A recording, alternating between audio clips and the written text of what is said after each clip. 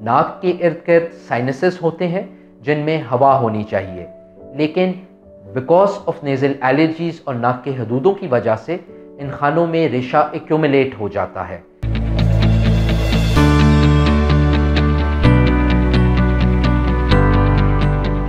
अस्सलाम वालेकुम जी, मेरा नाम डॉक्टर बख्त अजीज़ है और मेरा ताल्लुक़ शोबा नाक कान गले ENT से है। I have a 17 years experience of ENT और presently I am working as an assistant professor in Allama Iqbal medical college, Jinnah hospital. अक्सर हम OPD में पेशेंट्स देखते हैं जो नाक की बजाय मुंह से सांस ले रहे होते हैं। ये तमाम वो हजरात होते हैं जिनको नाक में नेज़ल एलर्जीज़ होती हैं। अमूमन ये कॉन्सेप्ट सुना जाता है कि नाक की एलर्जी का कोई इलाज नहीं है और नाक से सांस नहीं आए तो आप मुंह खोल के सांस ले लें, लेकिन खुदा की तरफ से नाक दिया गया है और नाक का मकसद है हवा को फ़िल्टर करना और हवा को ह्यूमिडिफाई करना। सो जो नेचर ने हमें मैकेनिज़्म ऑफ ब्रीदिंग दिया हुआ है, that is the best way जहाँ से हमें सांस लेना चाहिए। जब आप नाक से सांस नहीं लेते तो नाक में हदूद बन जाते हैं और इन नाक के हदूदों की वजह से नेज़ल एलर्जीज़ बढ़ती हैं। ऑन एंड ऑफ नाक में नज़ला ज़ुकाम रहता है और इस नज़ले ज़ुकाम की वजह से एक कंटिन्यूस स्टेट ऑफ लाइफ रहती है जिससे नाक से रेशा निकल रहा होता है और यही रेशा कंटिन्यूसली गले में गिरता है। ना सिर्फ ये गले में दर्द का बायस और खांसी की वजह बनती है, बल्कि ऑटोमेटिकली इस रेशे की वजह से नाक से सांस लेने में दुश्वारी हो जाती है। नाक के इर्द गिर्द साइनसेस होते हैं जिनमें हवा होनी चाहिए, लेकिन बिकॉज ऑफ नेज़ल एलर्जीज़ और नाक के हदूदों की वजह से इन खानों में रेशा एक्यूमुलेट हो जाता है। जब रेशा इन खानों में जमा हो जाता है तो अमूमन वो मरीज़ कंटिन्यूस हेडेक्स के साथ हमारे पास प्रेजेंट करते हैं। दे हैव दिस कंप्लेंट कि हम सुबह उठते हैं तो आंखों पे बोझ होता है, जैसे दिन गुजरता है आंखों पे चेहरे पे दबाव रहता है, नाक के पिछले हिस्से से बलगम गले में गिरती रहती है, ये बलगम थिक गाढ़ी होती है और कभी कभार इस रेशे में खून भी आना शुरू हो जाता है।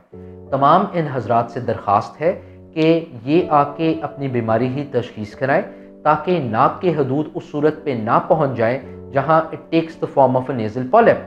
नाक में अगर पॉलिप्स बन जाएं तो ये पॉलिप्स फिर सारी उम्र नाक में रहते हैं और ये नाक को बंद रखने के अलावा वो आंखों पे भी दबाव देते हैं and they might affect the head as well. Continuous headaches जिसकी वजह से नौजिया, मतली रहना, वॉमिटिंग, उल्टी आना और बेतहाशा और सिम्टम्स आना शुरू हो जाते हैं।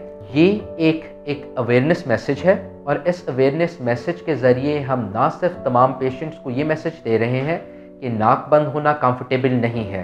अगर इस तरह के मज़ीद मैसेजेस आप देखना चाहें तो इस चैनल को सब्सक्राइब करें ताकि आपको मज़ीद अवेयरनेस मैसेजेस हम भेज सकें। नाक में हदूद की वजह से नाक से सांस नहीं लिया जाता और अब विद लेटेस्ट टेक्नोलॉजी हमारे पास कोएगुलेटर्स हैं और इलेक्ट्रॉनिक लेजर्स हैं जिनसे हम ये नाक के हदूद को श्रिंक कर देते हैं। इनकी वजह से नेज़ल पेटेंसी, नाक से सांस लेना बहुत कंफर्टेबल हो जाता है, नाक खुल जाता है और नज़ले ज़ुकाम में काफ़ी हद तक आराम आता है। कुछ हजरात हमारे पास ऐसे होते हैं जिनके नाक के दरमियान वाली हड्डी, जिसे हम नेज़ल सेप्टम कहते हैं, वो डेविएटेड होता है, जिसकी वजह से नाक का एक खाना काम करता है जबकि दूसरा मोस्ट ऑफ द टाइम अक्सर औकात बंद रहता है। इन तमाम हजरात में नेज़ल सर्जरीज, नाक की इस हड्डी को सीधा करना, उनकी तमाम मुश्किलात का अजाला होता है। ऑटोमेटिकली जब नाक की हड्डी सीधी कर दी जाती है, ना सिर्फ उनको सांस लेने में कंफर्टेबल फीलिंग आती है, नाक उनका खुल जाता है और इसके अलावा नाक में नज़ला ज़ुकाम बिल्कुल खुश्क होना शुरू हो जाता है। तीसरी कैटेगरी नेज़ल पेशेंट्स की वो होती है जिनकी कॉस्मेटिक डिसफिगरमेंट होती है। नाक के हदूद सोजिश की वजह से, नाक के हदूदों की सोजिश की वजह से कॉस्मेटिकली दिखने में नाक टेढ़ी नज़र आती है, नाक में कोई हम्प या क्रोकेड डिफॉर्मिटी नज़र आ रही होती है। तो तमाम वो शख्स जिनको बज़ाहिर अपनी नाक टेढ़ी नज़र आए, उनका भी इलाज थ्रू सर्जरी पॉसिबल है। आप ना सिर्फ नाक की हड्डी सीधी कर सकते हैं बल्कि इसी एक ऑपरेशन के ज़रिए नाक की बाहर वाली हड्डी सीधी करके बज़ाहिर जो external look of the nose है उसको भी हम रिफाइन कर सकते हैं। इस सारे प्रोसीजर को सेप्टोराइनोप्लास्टी कहते हैं और इस सिंगल प्रोसीजर में ना सिर्फ नाक में आपका सांस बेहतर होता है बल्कि नज़ले ज़ुकाम से भी आपको आराम मिलता है और बज़ाहिर जो नाक टेढ़ी नज़र आए वो सीधी नज़र आना शुरू हो जाती है। नाक की वजह से वह जब ब्रीदिंग कंफर्टेबल हो जाती है, आपकी क्वालिटी ऑफ लाइफ काफ़ी हद तक कंफर्टेबल होती है।